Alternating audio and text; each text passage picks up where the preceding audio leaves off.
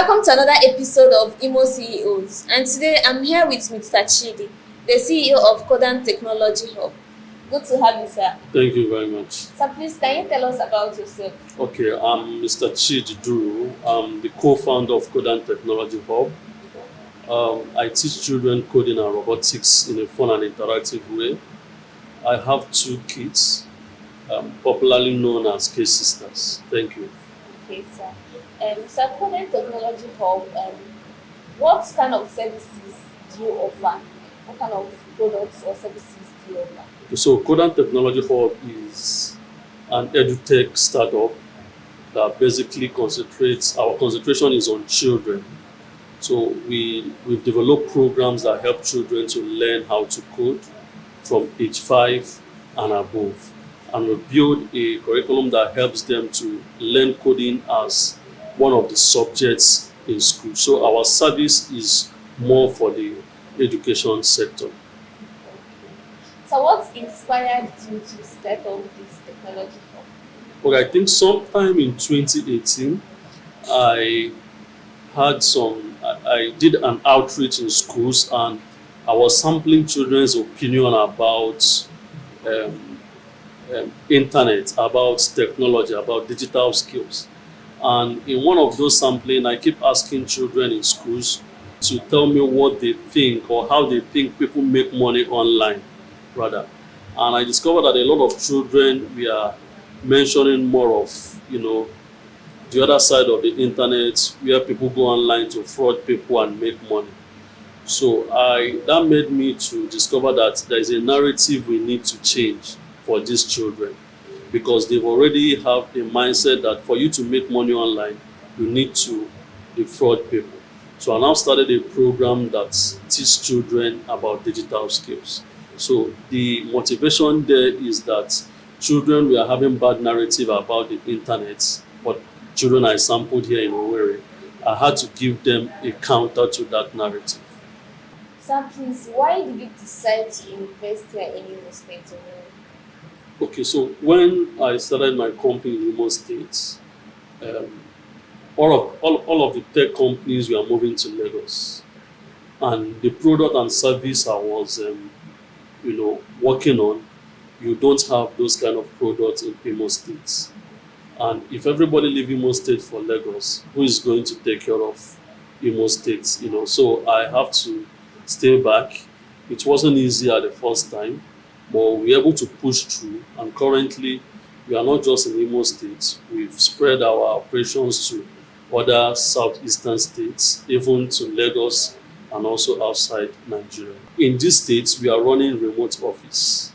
So it's only in Imo State that we have a physical office, because our product is a product that you can service both physically and remotely. Yes. So growing up, what were your career aspirations while you were growing up? Okay, so during my childhood age, one of the main things there is to be a medical doctor. And I fall into those people that wanted to be a medical doctor. But will I say life happens, school happens, you apply for A and school gives you B, and the way it is in our country, what you study most times is what the school gives to you, not what you want to study. Exactly. But even at that, I always wanted to be a medical doctor, but life happens. Yeah. So since you're into technology hub, have you been in a situation whereby you have to offer less quality services to children because they don't really know what it's all about? Then you just have to render any kind of service to them. Have you been in that kind of situation? So our service is, our paying clients are parents, while children are the users. So yes, we've never rendered low quality service. Rather, what we do is that most times we go out of the box to see how we can get kind of sponsorship, kind of empowerment programs that can subsidize the price for parents. But outside that, we don't lower our standard just to patronize everybody, because our product is not for everybody. So we know the people our product is meant for, and we concentrate on our own customers. Yes, sir. So what are the challenges you face as a business owner here in Southeast? What kind of personal challenges do you face in regards to your business? There is a whole lot of challenge cutting across infrastructure, speaking about internet, power. These are very big challenges for us when you're running business, just not only in the southeast but in Nigeria. You don't have steady power. You have to run your own power and internet also. If you go to Lagos, you have 5G. You know, but here in the southeast, scarcely do you get 5G And the rural network. areas? Yes, so internet and power is one of the biggest challenges we have here. Another thing is, yeah, I think these are just the two major things for me now: internet and power. So please, can you drop an advice for people out there about technology and how they need to improve in their skill? Okay, so the advice I have for both the young, the old, and the middle age is consistency, right? If you want to be in the technology ecosystem, you need to be consistent, with what you're building, with what you're doing. Either you're learning, tech skills to be part of the ecosystem, you need to be very consistent with what you're doing. So I think consistency is key for both a starter and somebody that is the intermediate level. So can you tell us some of the projects you've handled in the past and what we should expect from you? Since we're already in the digital world, what are we expecting from you in the future?